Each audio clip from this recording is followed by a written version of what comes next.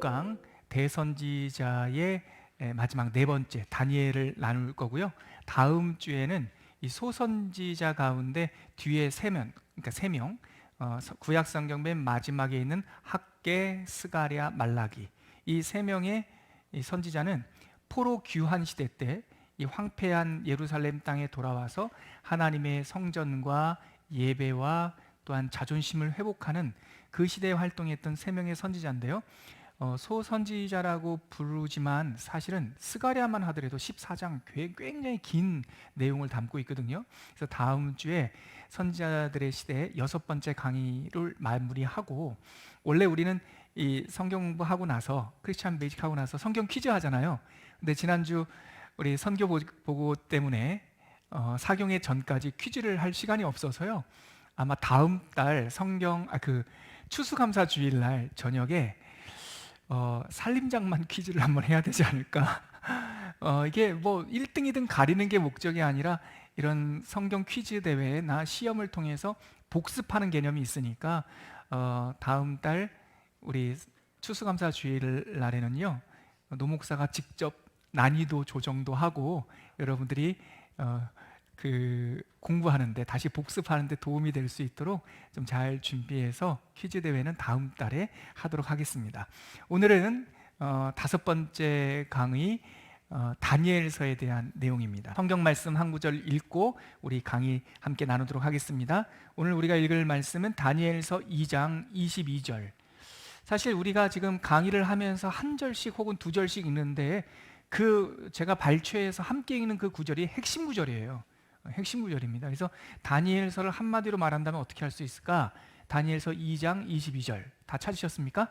우리 한 목소리로 읽도록 하죠. 함께 읽겠습니다. 시작.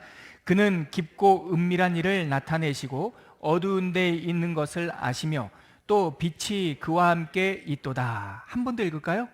같이 읽겠습니다. 시작. 그는 깊고 은밀한 일을 나타내시고 어두운 데에 있는 것을 아시며 또 빛이 그와 함께 있도다. 오늘 강의안을 우리 낭독자, 우리 자매님 도움받아서 읽기 전에 제가 다니엘서 구도를 한번 칠판에 설명을 드리고 우리 강의안을 읽고 그 내용을 보도록 하죠. 칠판을 한번 보시면 오늘 우리가 다룰 대선지자라고 분류되는, 우리가 처음에 말했던 엘리야, 엘리사 빼고 성경 기록 선지자, 성경을 한 권씩 본인의 이름으로 가지고 있는 상당한 분량을 기록한 선지자들 4명을 꼽을 수 있다고 했죠. 이런 거 퀴즈에 나오겠죠. 대선지자, 성경에 자기 이름으로 가지고 있는 4명의 선지자는 누구입니까? 이사야, 그렇죠. 예레미야, 지지난주에 했던 에스겔, 오늘 다니엘. 그 4명의 대선지서 기록한 인물 중에 오늘 네 번째 다니엘 선지자를 오늘 배우게 될 겁니다. 다니엘이라고 하는 것은 하나님, 다니, 나의 판관자, 나의 우리 12지파 중에 단이라는 지파 있죠. 그 단이라는 게 심판하다, 판결하다 그 뜻이거든요. 그러니까 다니엘, 그다음에 이 단이라고 하는 동사에 이 어미 이가 붙으면 나의 1인칭이에요. 그래서 나의 판관자는 하나님이시다. 나를 저울에 다시는 분은 하나님이시다. 하나님은 이 세상의 모든 것을 다 알고 계신다. 그런 뜻이 이 다니엘이라고 하는 이름에 담겨 있어요. 다니엘은 여호야김 3년에 바벨론 느부갓네살 왕이, 아직 남왕국이 멸망하기 전입니다. 여호야김 왕 3년에 이 느부갓네살이 2차 침공을 해서 예루살렘을 이렇게 포위를 했어요. 그래서 그때 포위에 금방 나라가 항복을 하고 말아요. 그리고 나서 그때 느부갓네살이 남왕국 유다에 있는 귀족들, 조금 배운 학자들, 이런 또 젊은 소년들, 좋은 가문에서 태어난 소년들을 볼모로 잡아가죠. 그때 잡혀간 사람이 다니엘입니다. 그래서 출생 연도를 알 수 없지만 다니엘이 바벨론의 포로로 잡혀갔던 연대는 정확하게 알 수 있어요. 그때가 바로 BC, 예수님 오시기 605년 전이에요. 605년 전에 여호야김 왕 제3년에서 4년 그 언저리에 포로로 잡혀가서 성경에 보면 연도를 이때가 여호야김 3년 혹은 4년 그 어간이에요. 이때 잡혀가서 성경에 보면 고레스 왕, 이 페르시아 왕입니다. 성경에는 바사 왕 3년까지 활동을 했던 게요. 이때가 BC 536년이에요. 536년이에요. 그래서 예수님 오시기 전에는 거꾸로 숫자를 세니까 이게 빼기니까 이 605년에서 536년을 빼면은 약 70년 동안 살았어요. 70년 동안, 그러니까 우리가 추정하기로 15살에서 18살 정도의 포로로 잡혀간 소년으로 본다면 70년이면 그의 나이가 한 80 중반에서 90세, 그 언저리 90 조금 언더, 조금 적게 이렇게 사신 것 같고요. 포로로 잡혀갈 때 다니엘을 결박했던 나라는 무슨 나라죠? 느부갓네살 왕이 다스렸던 나라를 바벨론이라고 그러죠. 아시는데 이제 모른 척 하시는 겁니까? 아니면 노목사가 다 말씀해 드릴 거니까 기다리고 계시는 걸까요? 아무튼 바벨론이라는 나라에 잡혀가서 바벨론이 금방 망하고 성경에는 메데 바사라는 나라로 이름이 되어 있는데 이게 메디아 페르시아라는 나라에, 그러니까 페르시아라는 나라가 발흥해서 동쪽에 있거든요. 동쪽, 지금 세계 지도로 보면 이란에서 이렇게 발흥해서 지금 이라크 땅까지 점령을 해요. 이라크 땅에 바벨론이 있었어요. 그래서 초창기에 페르시아 제국이 형성될 때는 메디아 페르시아 연합제국이었어요. 왜냐하면 페르시아 제국의 태조라고 할 수 있는 고레스 왕은 메디아 왕국의 외손자거든요. 아무튼 거기까지는 세계사 때 흥미 있으신 분들 한번 찾아보시고, 그리고 메디에는 이 전통 있던 나라 메데는 금방 사라지고 연합나라는 사라지고 이제 바사 제국만 제국, 이걸 세상 말로 우리가 알고 있는 페르시아죠. 페르시아 제국이 남죠. 왜 이 말씀을 드리냐면 다니엘이라고 하는 소년은 바벨론의 포로로 잡혀가서 여기서 공부를 해요. 그래서 바벨론의 고위 관료, 총리에 가까운 고위 관료가 되고 메데 바사 때도 등용이 되고 페르시아 때도 등용이 돼요. 즉 약 70년을 살면서 바벨론, 메데 바사 통일제국까지 세 개의 나라를 걸쳐서 아주 고위직에 오르는 굉장히 지혜의 대명사인 인물입니다. 그래서 다니엘서 성경은 크게 다니엘은 몇 장으로 구성되어 있나요? 이런 것도 퀴즈에 내면은 여러분들 다 맞힐 수 있어서 참 좋겠네요. 다니엘서는 몇 장으로 구성되어 있나요? 12장으로 구성되어 있어요. 12장으로 구성되어 있는데 다니엘서는 크게 1부가 있고 2부가 있어요. 1부는요 역사 이야기고요, 2부는요 묵시 또는 이거를 환상 이야기예요. 근데 우리가 기억하기 너무 좋게 이 1부와 2부로 되어 있는 다니엘서는 1부가 몇 장일까요? 네, 다 아시네요. 진짜 이거 신학교에서 배우는 거거든요. 근데 배우다 보니까 그냥 다 이제 알게 되셨어요. 1부가 6장으로 구성되어 있고 환상 이야기도 6장으로 구성되어 있어요. 노 목사가 그 내용을 쭉 살펴보니까 좀 이따 우리 강의안에도 나와 있지만 이 6장, 이거는 히스토리, 그리고 6장은 묵시, 미래에 대한 계시록이에요. 계시록. 이거는 다니엘이 경험한 역사 이야기 70년 동안. 뒤에 나오는, 그럼 6장이니까 1장부터 6장까지겠죠. 그리고 나머지 6장이니까 7장부터 마지막 12장까지겠죠. 이렇게 정확하게 절반씩 나눠지는데 이 뒤에 있는 것은 계시록. 미래에 대한 이야기, 아직 이루어지지 않은 이야기도 포함되어 있고요. 이게 왜 의미가 있냐면 다니엘 때는 이루어지지 않았지만 지금 우리는 그 성취된 것을 알고 있는 역사 이야기도 있어요. 예를 들면 다니엘서 보면 재밌는데 알렉산더 대왕, 헬라 제국, 그리스 제국, 알렉산더 대왕이 등장할 것이라고 하는 예언이 여기에 나와 있어요. 아무리 다니엘서가 뭐 그 문서 비평학자들은 다니엘서가 후대에 기록됐다 막 이렇게 정말 그렇게 말하고 싶은 사람들이 있는데요. 아무리 후대에 기록됐다라고 쳐도 참 이게 신비한 셀주크 왕조의 안티오쿠스 에피파네스 4세, 셀레우쿠스 왕조의 이제 그런 있어요. 알렉산더 제국이 분화되면서 그 중에 나눠진 나라 셀레우쿠스라고 하는 나라가 있는데요.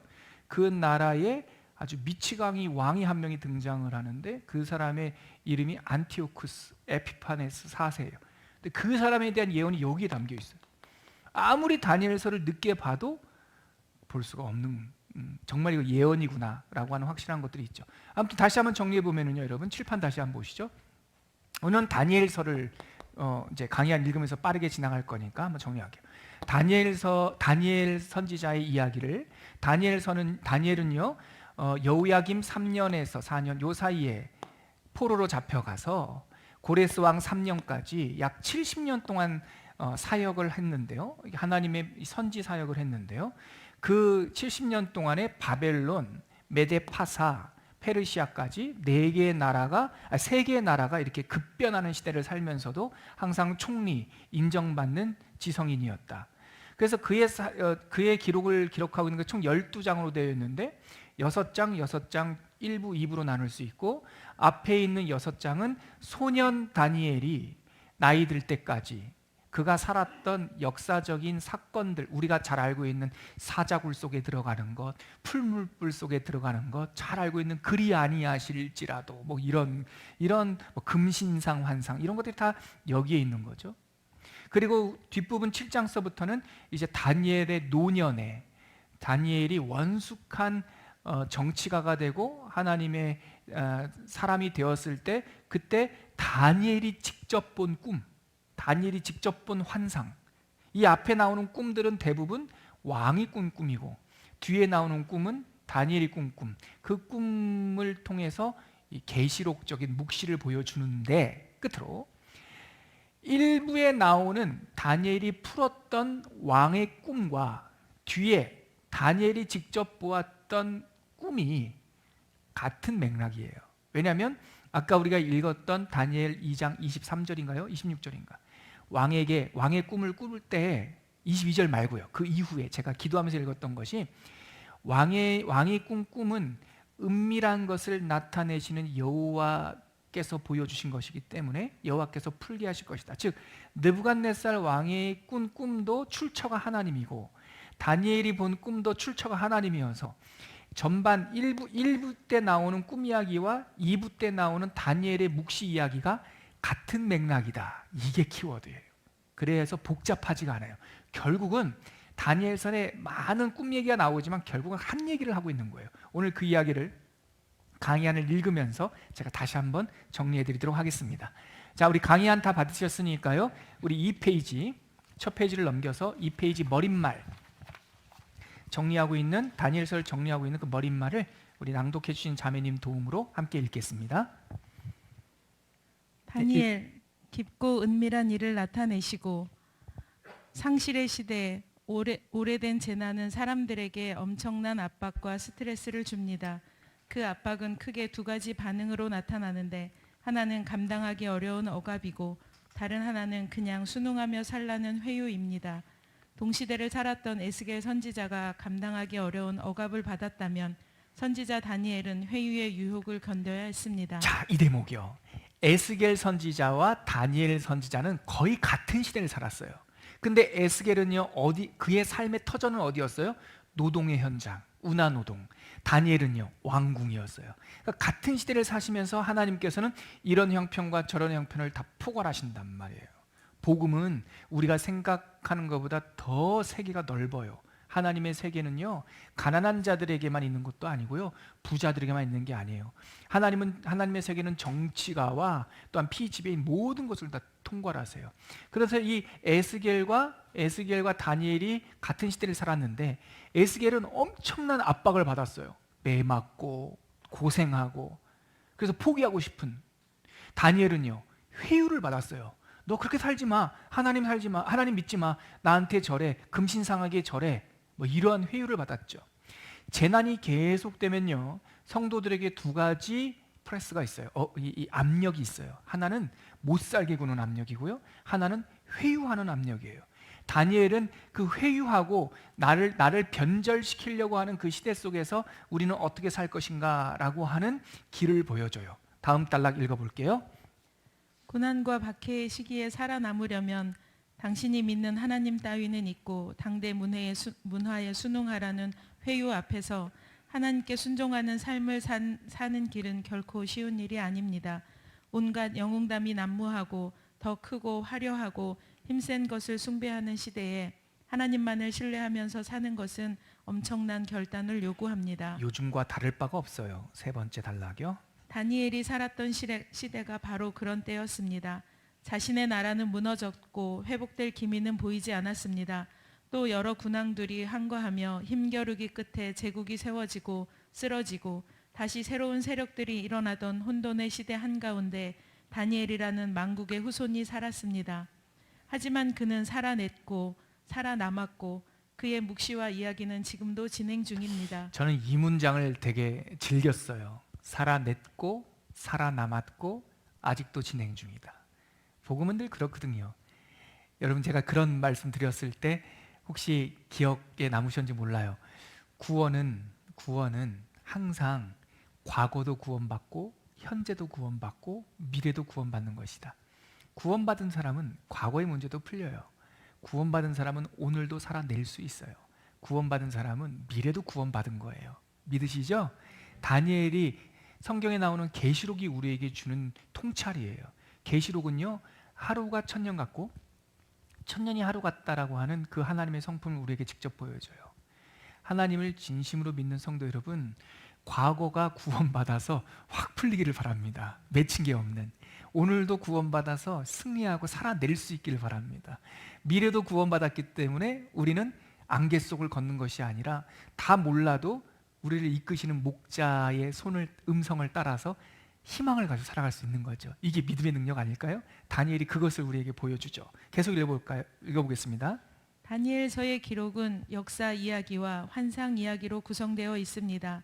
역사와 환상이 어울릴 것 같지 않은 두 이야기는 다니엘이 살아냈던 생명의 원천입니다. 이 부분이요, 여러분, 이 부분 저랑 보십시오.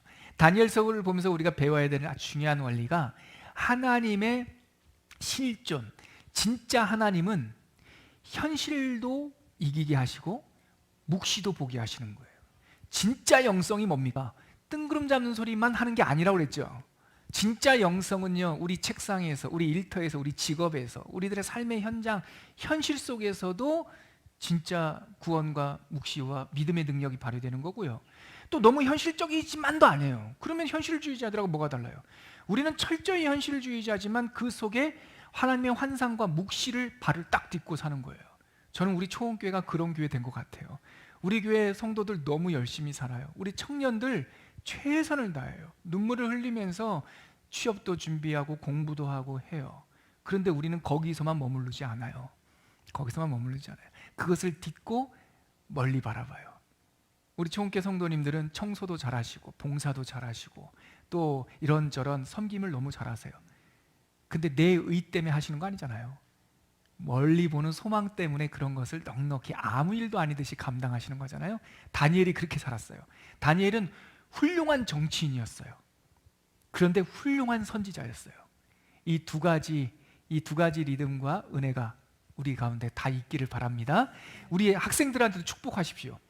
현실의 빵과 현실의 삶을 공급하는 좋은 시민이 되기를 축복하시면서 동시에 묵시를 바라보는 비전의 사람들이 되기를, 우리 자녀들이 다 그렇게 됐으면 좋겠습니다. 계속 읽어주세요. 믿음과 생존을 다루는 역사 이야기는 우리에게 믿음을 지키며 끝까지 살아갈 수 있는 힘과 용기를 줍니다. 이어 하나님의 이야기를 다루는 환상 이야기는 어지러운 세계사 속에서 누가 진짜 역사의 주관자이신지를 깨닫게 합니다.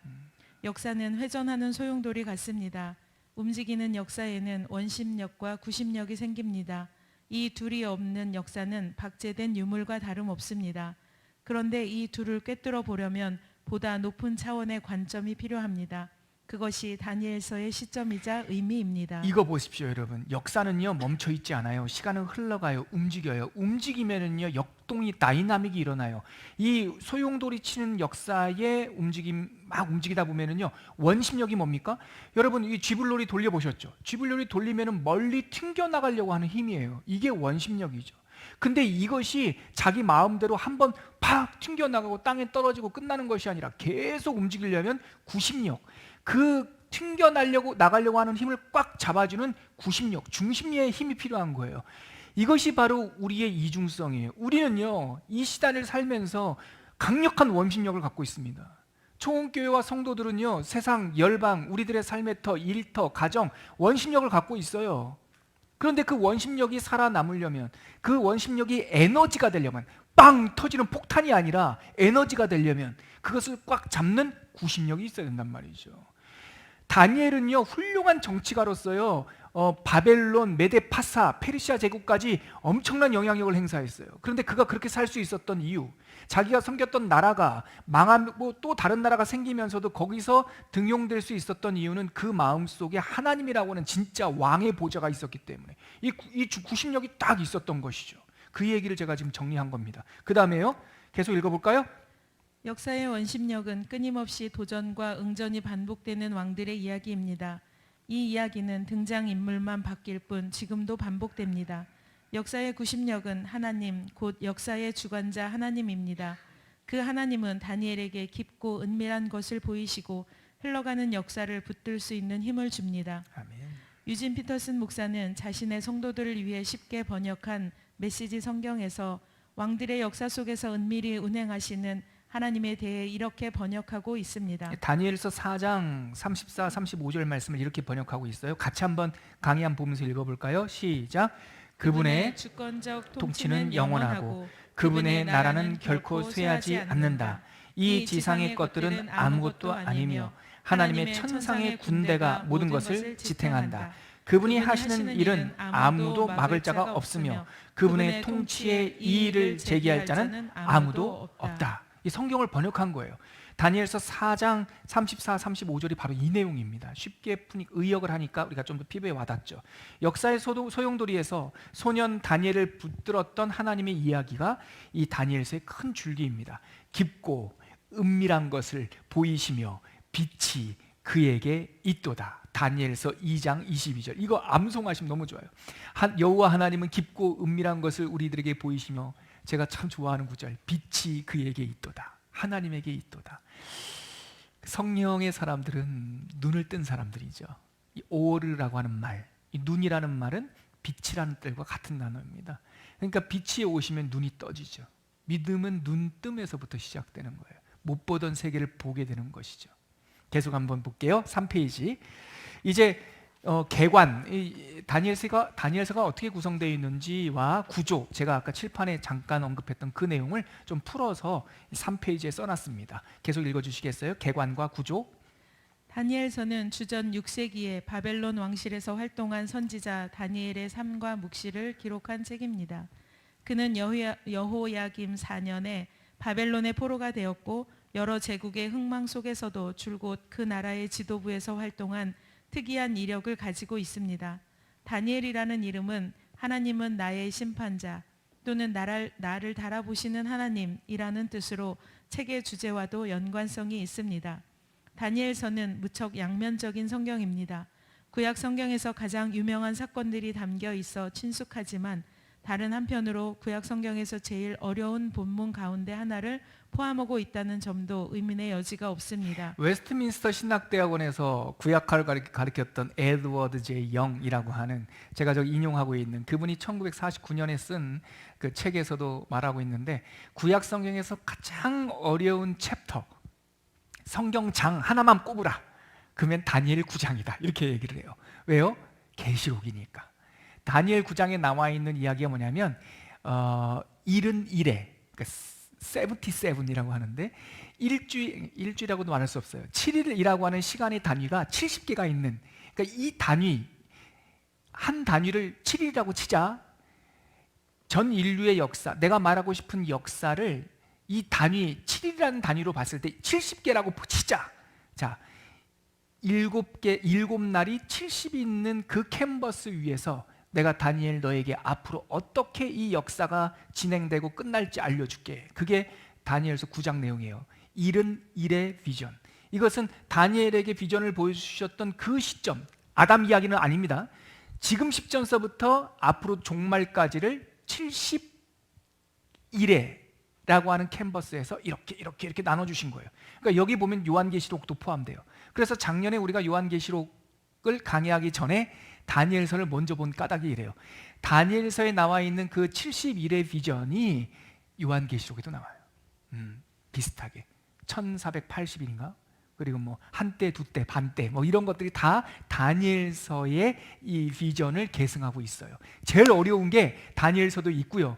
또 금방 제가 말씀드렸던 강의한 내용이 뭐냐면 제일 유명한 이야기, 우리 초등부 아이들도 알고 있는 사자굴 속에 들어간 다니엘, 풀무불 속에 들어간 사드락, 메삭, 아벳느고, 금신상, 머리는 골드, 가슴은 실버, 뭐 브론즈, 그 얘기도 다니엘서에 있어요. 그러니까 굉장히 이중적이에요. 쉬운 듯 하면서도 어렵고, 어렵지만 또 이것을 알면 요한계시록까지 쭉 뚫고 가고. 그래서 대부분 사람들 다니엘서 나 읽어봤어 하는 사람들은요 1장부터 6장까지 읽어보신 분들이에요. 거의 7장부터는 어려워서 어디 보자 하고 그냥 넘어가죠.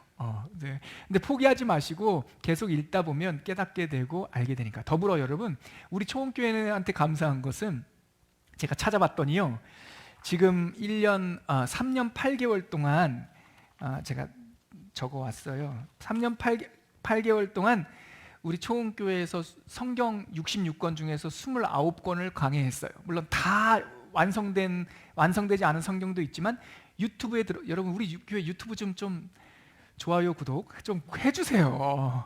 지금 1580명 정도가 구독했는데 우리 성도들은 몇 명일까 싶어요. 아무튼 우리가 정작 주인들이, 우리 교회 성도들이 활용을 잘 안 해요.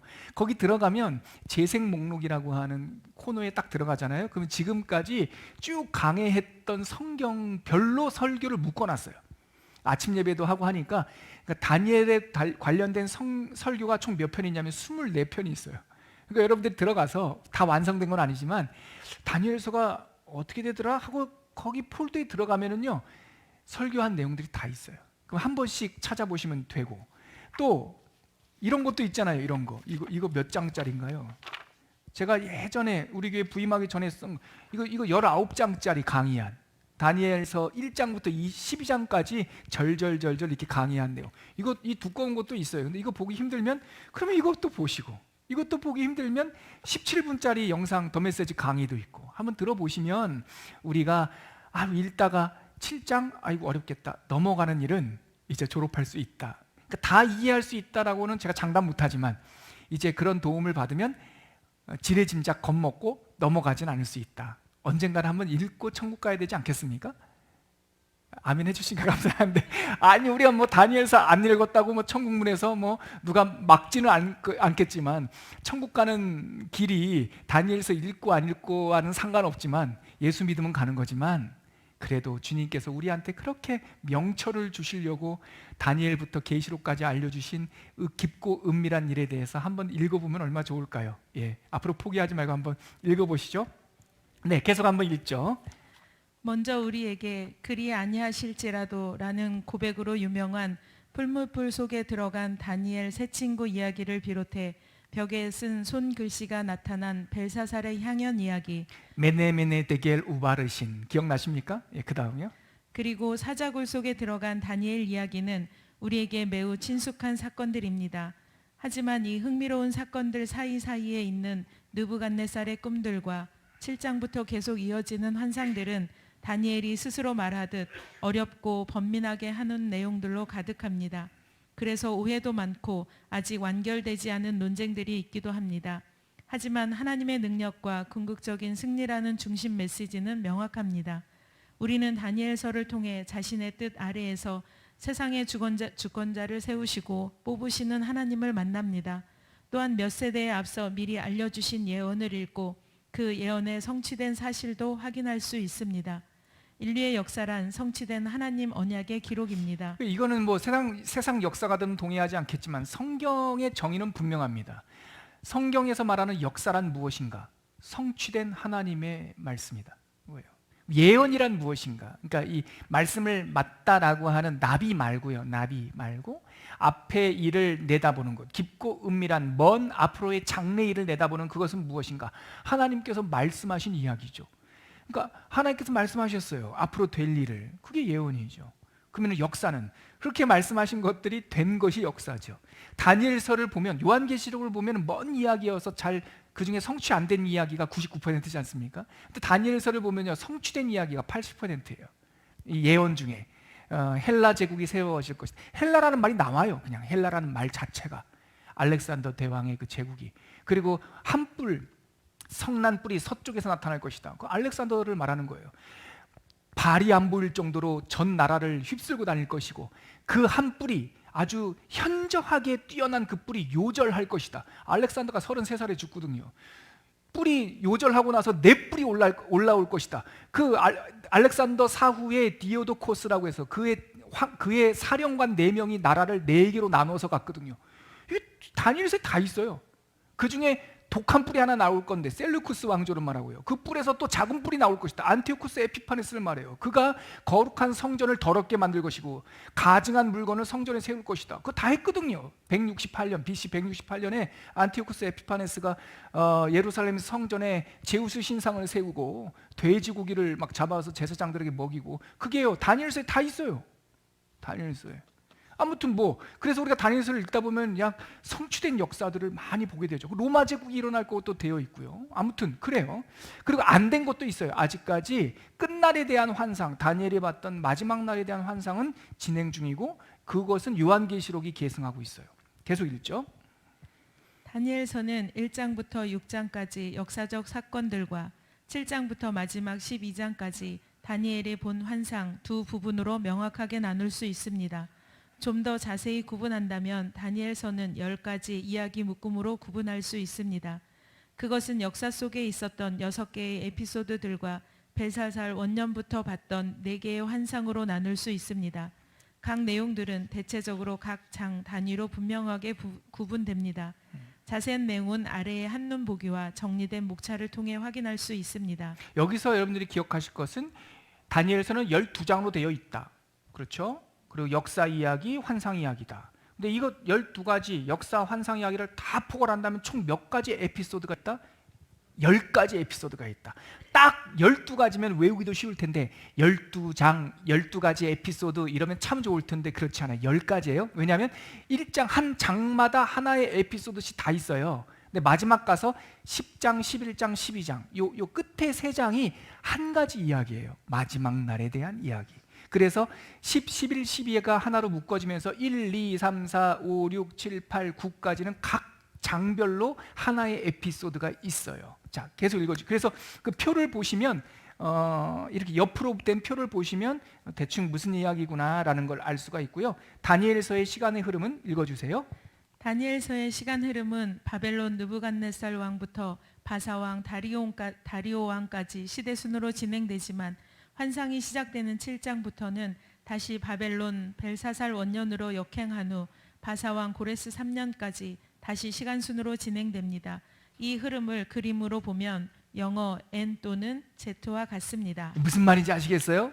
다음 페이지 넘겨보면 보여요. 이거 노 목사가 정리한 거예요. 이 표죠. 이거 N자 비슷한 거예요. 칠판 한번 보시겠어요?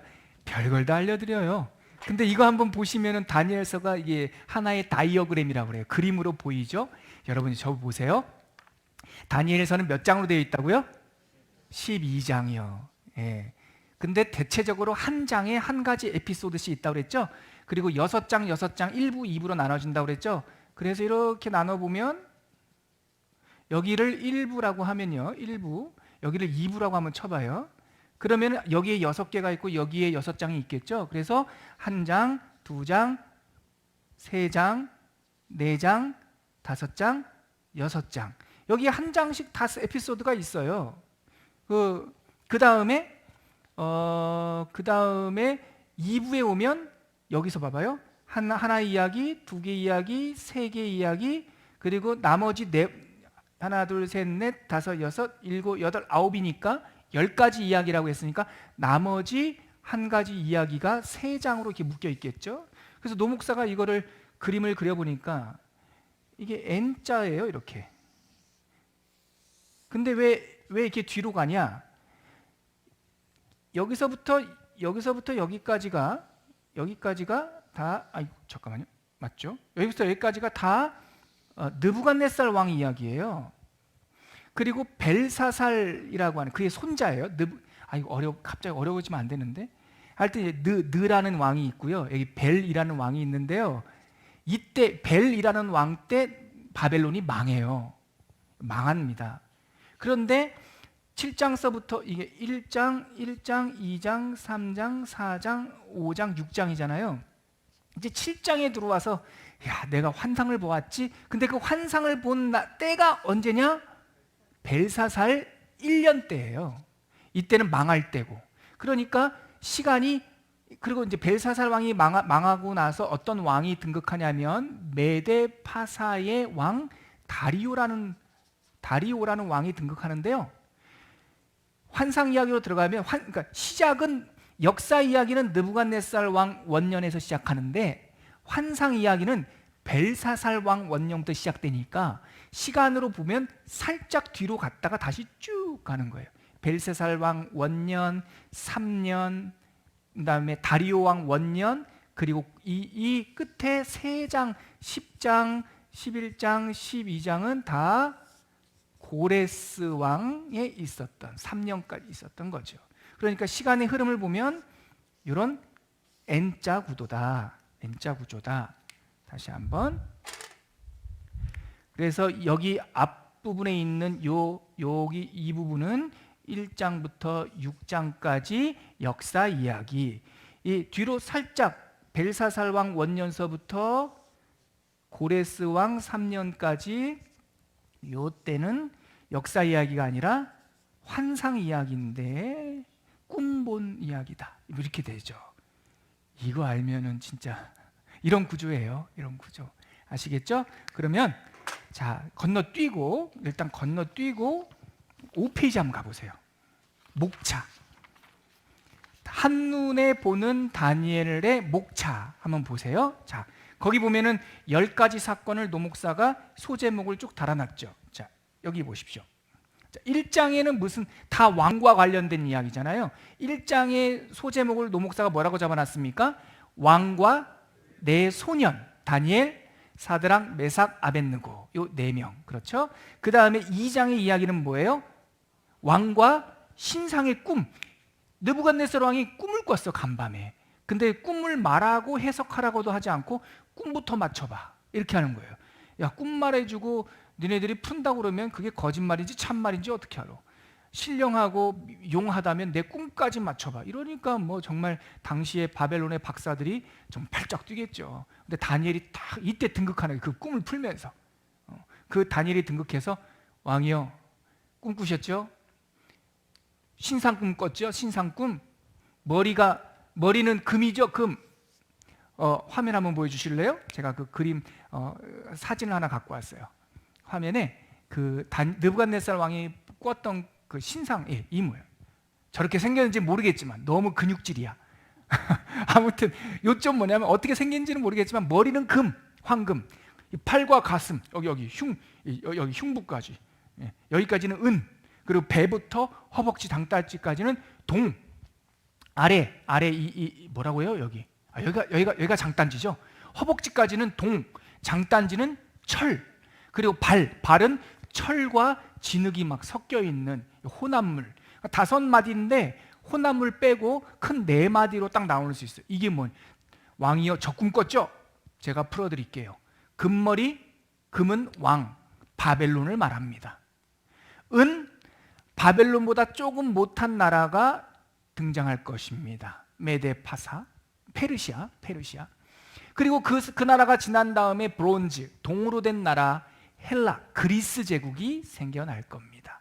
그리고 그 다음에 로마 제국이 일어날 겁니다. 로마라는 이름은 말하지 않지만 헬라까지는 이름이 나와요. 아무튼 바벨론 이후로 4대 제국이 일어날 겁니다. 그렇게 딱 푸니까 뭐 이제 저 화면 저 보여주세요. 푸니까 이제 느부갓네살이 맞다. 네가 여호와께서 역사를 풀어주시는구나 하고 총리, 박사로 등극을 하게 되죠. 그것이 바로 2장, 다시 우리 강의한 5페이지로 오세요. 2장에 있었던 왕과 신상의 꿈이에요. 하나님께서 그렇게 환상을 보여줬더만 하나님을 섬길 생각을 하지 않고 왕이 한다는 짓이 신할 평지에다가 금신상 세우는 거를, 그게 3장. 금신상에 절하라. 근데 다니엘이 총리니까 다니엘은 예외. 친구들한테 절하라. 친구들이 절합니까? 안 합니까? 안 하죠. 그래서 금신상에 절하지 않은 사드락, 메삭, 아벳느고를 풀물에 던져버린 거예요. 이때 그 유명한 그리 아니하실지라도, 그러니까 그거는 몇 장에 나올까요? 4장에 나오겠죠. 이건 뭐 장절 암송 안 해도 돼요. 4장에 그 이야기가 있으니까 3장에 나오겠죠. 3장에, 4장이 아니라. 그렇게 해서 3장 끝난 다음에 네 번째 느부갓네살 왕이 또 꿈을 꾸는데 짐승이 되는 꿈을 꿔요. 자기 꿈. 이게 난광병이라고 실제 정신병에 있죠. 본인을 짐승으로 인식하는. 그래서 풀 뜯어먹고 막 이래요. 근데 왜 난광병이냐? 그러니까 느부갓네살은 자기를 소라고 인식했는데 이 질병을 겪는 사람들의 대다수는 본인을 강아지나 늑대라고 생각해요. 그래서 자기를 사나운 늑대 인간 뭐 이런 이 정신 분열이 되죠. 그래서 그 난광병이라고 하는데 느부갓네살이 그 병에 시달려요. 그래서 그 나무 꿈을 꾸고 나서 야인처럼 맴돌다가요. 그리고 35년 그로부터 한 20년 후, 그러니까 느부갓네살 35년 차에 다시 복권돼요. 아무튼 쿠데타가 일어나는지 뭐가 되는지 모르겠지만 4장에 보면 느부갓네살이 왕의 자리에서 내려오는 이야기가 나오고요. 5장에는 뭐가 나온다고요? 벨사살. 느부갓네살의 손자 벨사살이 등극을 해서 맨날 잔치하다가 향연하다가 어느 날 그 밤에 파티를 하는데 손이 하나가 이렇게 나타났어요. 그래서 벽에다가 글씨를 쓰는데 메네 데겔 우바르신, 이런 글자 누가 해석할 수가 있나? 저기 유명한 박사 다니엘이 있습니다. 그 사람한테 한번 해석해달라고 하죠. 그랬더니 다니엘이 와가지고 달아보니 부족하여서 나누이리라. 이 메네 달아봤다 데겔, 근데 부족하네. 바르신, 나눠질 것이다. 그 나라가, 너희 나라가. 이 해석이 끝나고 나서 그날 밤에 메데 페르시아 연합군이 들어왔는데 백성들이 인심이, 이 벨사살이 인심을 다 잃었는지 성문을 활짝 열어놓고 그냥 무혈 입성을 해요. 그래서 그때 쳐들어왔던 젊은 왕 고레스가 바벨론을 멸망시켰던 그 장면이 성경에 기록되어 있지 않고 세상 역사, 고레스 실린더라고 하는 토판에 기록되어 있어요.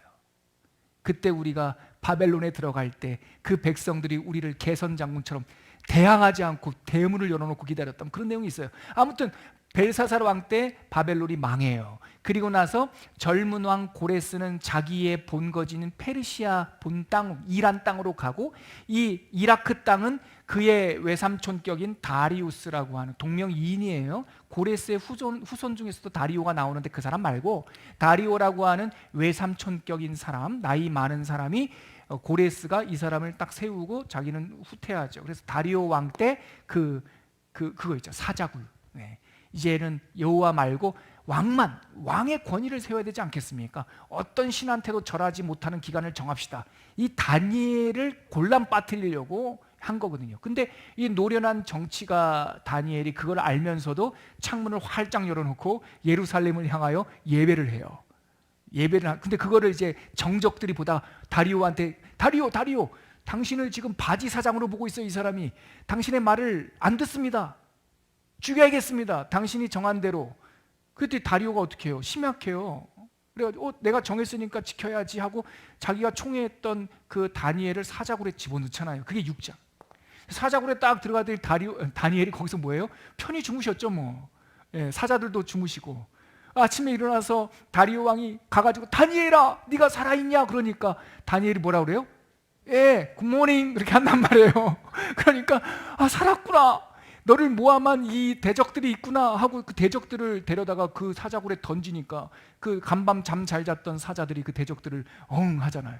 그래서 일어나면서 이 다니엘이 다시 메데 파사에서도 영권을 얻게 되고 이어지는 페르시아 제국까지 고레스 왕 때까지 쭉 총리로서 일을 하게 되죠. 이렇게 역사 이야기가 끝나요. 느부갓네살 4장, 3장에 그리 아니하실지라도 4장에 늑대가 그러니까 소가 되는 꿈, 그다음에 벨사살 바벨론이 망하고 6장에 메데 파사의 왕 다리오 이야기, 사자굴 이야기까지 딱 역사 이야기 끝난 다음에 이제 7장 가볼게요. 7장 우리 목차 5페이지 7장에 가니까 여기에서 드디어 내 짐승 환상을 봐요. 자 보세요 여러분, 저를 한번 보세요. 이때 다니엘이 꿈을 꾼 거예요. 벨사살 왕 이 왕 원년에 느부갓네살의 그 금신상 꿈을 꿨던 느부갓네살이 죽고 그의 손자가 왕이 됐던 그때 꿈을 꿨는데 짐승 꿈을 꿔요. 첫째 짐승은요 날개가 달린 사자 같은 짐승이에요. 희한한, 그러니까 땅에서 못 본 짐승이에요. 두 번째 짐승은요 곰인데요 갈빗대 같은 이가, 코끼리 같은 상아 같은 갈빗대 같은 이가 이렇게 나왔고요 이렇게 움키려고 하는 아주 그냥 당장이라도 달려들 것 같은 곰 그림을 봐요. 세 번째는요 표범인데요 날개가 달려가지고 하늘을 날아가는 표범을 봐요. 네 번째는요 비스트예요. 짐승인데 이게 내가 본 적 없는 괴물을 봐요. 이 꿈을 7장에 딱 꾸거든요. 그래서 꿈을 꾸고 나서 다니엘이 번민을 해요. 와, 어렵다. 잠을 못 자요. 며칠 몸살을 앓다가 가브리엘 천사가 나타나가지고 그 꿈을 쫙 풀어줘요. 자, 어렵지 않다 다니엘아. 너 느부갓네살 금신상 꿈 풀었었지 예전에? 젊었을 때? 그거야 그거. 사자는 바벨론 제국을 말하는 거야. 그 다음에 달려들 것 같은 그 곰은 바벨론 제국 다음에 일어날 제국을 말하는 거야. 메데 페르시아 제국. 지금 살고 있잖아요. 페르시아 제국. 그걸 보고 있잖아요. 그 다음에 표범 같은 짐승은 그 페르시아 제국을 무너뜨리고 일어날 헬라 제국을 말하는 거야. 헬라 제국은 막 사방으로 다니면서 정복 전쟁할 거야. 마지막 그 비스트, 그 괴물은 헬라 제국, 그리스 제국 이후에 태어날 희한한 나라를 말하는데 우리는 알고 있죠. 헬라 제국 이후에 등장하는 제국이 어디입니까? 로마 제국이죠. 인류 역사에서 본 적 없는 공화정을 선포하고 삼두 정치가 일어나고 하여튼 희한한 그거를 내 짐승 환상을 통해서 알게 해주세요. 그게 7장이죠. 자, 8장에 가니까 무슨 꿈을 꿔요? 순얌과 순념소 꿈을 꿔요. 이건 뭐냐? 아까 4개의 나라가 4대 제국이 있다고 그랬죠. 4대 제국. 앞에 거는 바벨론이니까 알고 있고 뒤에 이 로마, 이 괴상한 짐승은 첫 번째 꿈을 꿀 때 물어봤어요. 하도 신기하게 생겨가지고 그 네 짐승 환상을 볼 때 저기 하나님 질문 있습니다. 저기 제가 사자도 알겠고요. 표범, 곰도 대충 알 것 같아요. 그 짐승은 뭡니까? 7장에서 이거는 이미 풀어줬거든요. 하나님께서. 그러니까 바벨론은 알고 마지막 것도 풀어줬으니 이 가운데 2개가 필요하잖아요. 두 번째 8장에서 꾼 꿈, 순양과 수염소 꿈은 요 녀석과 요 녀석에 대한 또 다른 버전이에요. 또 다른 버전. 그래서 8장에 가면 순양은 뭐냐면 두 뿔 달린 순양이 온다. 그러니까 메데 파사 제국 이야기, 메데 파사 제국 이야기. 근데 두 번째 일어난 뿔이 더 크대. 이게 페르시아죠. 앞에는 메데고. 그 다음에 순념소가 나오는데 이거는 이 세 번째 나라예요. 순념소는요 뿔이 하나래.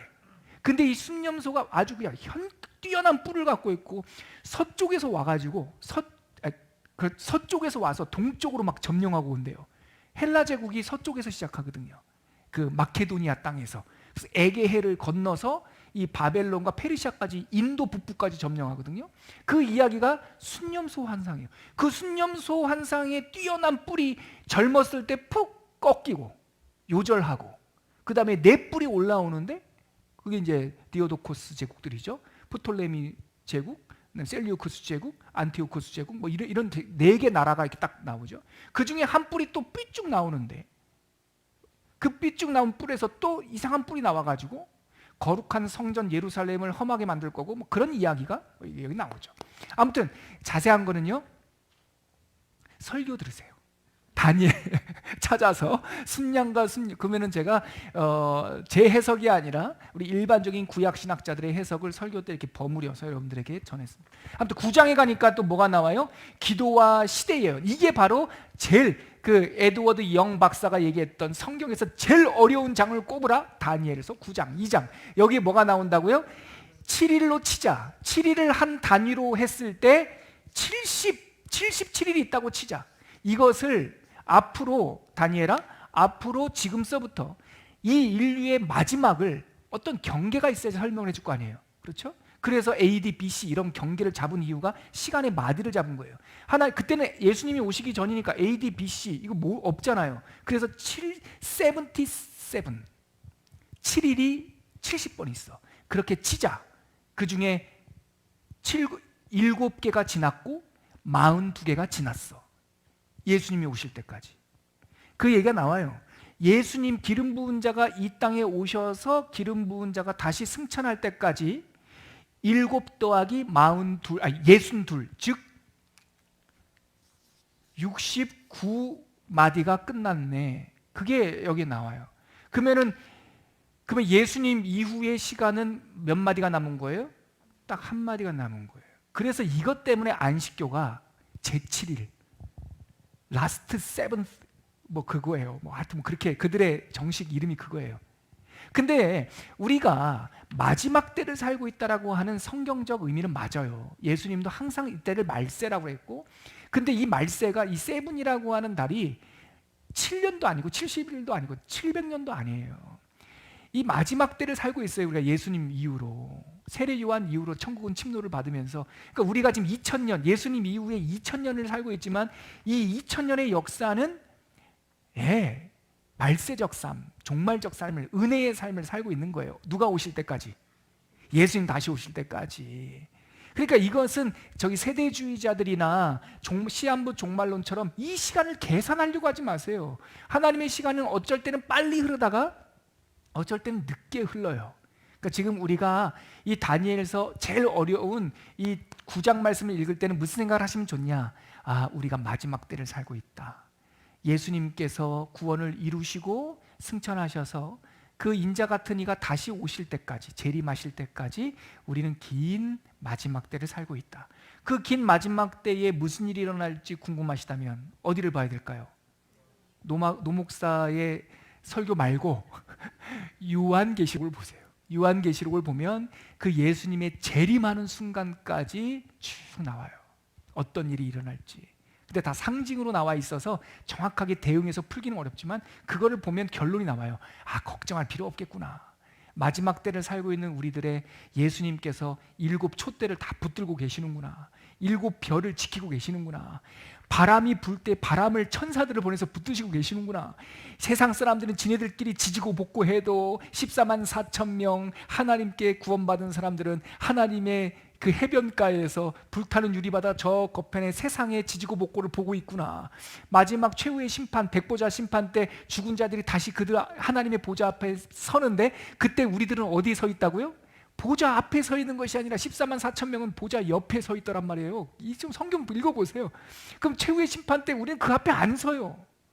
하나님의 보좌 옆에서 중보한단 말이에요. 중보.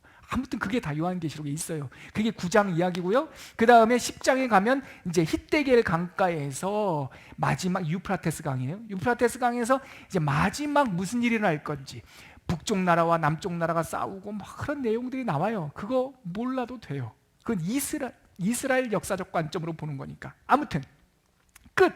제가 6시 안으로 오늘은 꼭 끝내고 싶었는데 조금 늦었네요. 이 구도만 생각하시면 돼요. 2파트, 12장으로 되어 있다. 2파트, 역사 이야기, 환상 이야기. 역사 이야기의 6가지 이야기, 묵시 이야기의 4가지 이야기. 4가지 뒷부분의 10장, 11장, 12장은 마지막 날 이야기. 꿈 3가지. 무슨 꿈? 내 짐승 꿈. 그리고 순양과 수연소 꿈. 그리고 77회, 77, 그 이야기. 이렇게 3가지가 미래에 대한 하나님의 묵시이다. 끝입니다. 더 이상 설명을 하려면 더 복잡해지니까요. 이 정도로 마무리하고요. 우리 강의 한 5페이지에 있는, 그래서 4페이지에 제가 표를 만들어 놨어요. 이 환상들을 비교하는 표 참고해 보시고요. 우리가 오늘 마칠 때는 5페이지 다니엘서를 읽는 내내 그 부분은 우리 낭독하신 자매님 한번 도와주세요.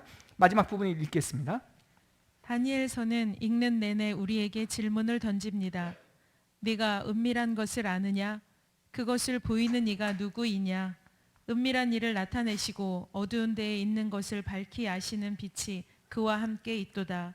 다니엘서는 세상의 주권자와 통치자를 발견하게 해줍니다. 누굽니까? 하나님이시죠. 주권자와 통치자는 하나님이시죠. 왕들은 나왔다가 없어졌다 해요. 그 다음 그분은 세상을 향해 뜻을 세우셨고 그 뜻을 백성들에게 숨기신 일이 없습니다. 이게 계시록의 은혜죠. 하나님께서는 숨기지 않아요. 다 알려주세요. 몇몇 특별한 종교 엘리트들에게만 있는 게 아니에요. 성경을 펴서 읽으면 성령의 그 비춤을 받아서 미래에 대해서 정확하게 뭐 어디 보자 무슨 일이 있을까 이런 거 필요 없어요. 계시록 읽으면 정확하게 무슨 일이 일어날지 모르지만 이겼구나. 주님께서 우리를 붙드시는구나. 결국은 면류관, 의의 면류관을 주시는구나. 이걸 알게 된다는 거죠. 그 다음이요. 우리는 그 성취된 예언을 역사라고 부릅니다.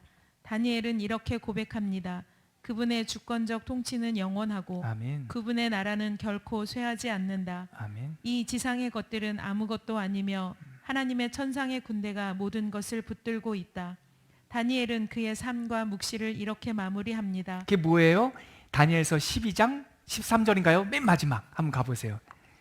다니엘서는 어떻게 끝날까요? 이렇게 우주적 메시지를 다 보고 나서 80세가 넘은 70년 살았으니까 그의 나이 80 중반, 후반 그 호호 할아버지가 어떻게 마무리하냐면요. 다니엘서 12장 13절 다 성경책 펴셨으면 같이 읽겠습니다. 시작. 너는 가서 마지막을 기다리라. 이는 네가 평안히 쉬다가 끝날에는 내 몫을 누릴 것임이니라. 요한계시록과 다니엘서를 읽는 사람들의 고백이 이거예요. 너는 가서 근심 걱정하지 말고 편안히 쉬어라. 끝날에 가면 네 몫을 반드시 면류관을 반드시 받을 것이다. 끝에 다니엘서 7장 18절 우리 강의 안에 있는 참 좋은 구절인데요. 이거 구절 읽고 우리 마칠게요. 같이 읽겠습니다. 시작. 지극히 높으신 이의 성도들이 나라를 얻으리니 그 누림이 영원하고 영원하리라. 아멘. 우리 다니엘서 이렇게 해서 마치도록 하겠습니다.